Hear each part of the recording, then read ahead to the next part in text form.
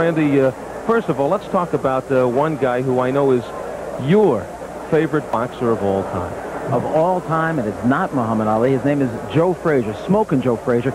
He represented the United States in the 1964 Olympic Games. He wasn't supposed to, though. Buster Mathis was supposed to, but Buster came down with a broken hand, and Joe was the alternate. Joe went over to Tokyo to represent the United States.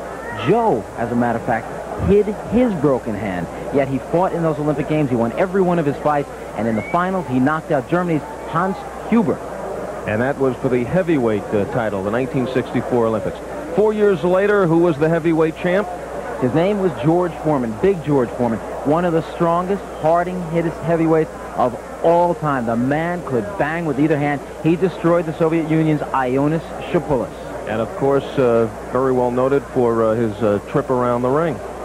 Of course, that was the 1968 Games with the Black Power salute. George walked around the ring with the American flag saluting, and he won national acclaim for it. All right, trivia question. What two fighters won the Olympic light heavyweight gold 16 years apart, but later met for the heavyweight championship of the world? I know the answer. Leon Spinks, Muhammad Ali. You got it. Muhammad Ali, in 1960, he won the light heavyweight championship in Rome. And then in 1976, off that outstanding team was Leon Spinks. And, of course, the two of them met in 1978 with Leon pulling off one of the biggest upsets in boxing history. All right, an Olympian that has to be, well, the most marketed Olympian of all time, a television Olympian, Sugar Ray Leonard. Well, he was another member from that 1976 Olympic squad, which produced 5 gold medal champions, but none ever like the great Sugar. Sugar Ray Leonard, one of the great fighters of all time. The man is worth today, somewhere, ballpark, $50 million.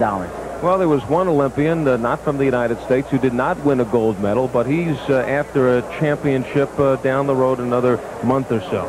His name, John Mugabe. He represented Uganda in the 1980 Olympic Games in the Soviet Union, and he went to the finals and lost to a man named Andres Aldama of Cuba. Aldama was the man who lost to Sugar Ray Leonard in 1976.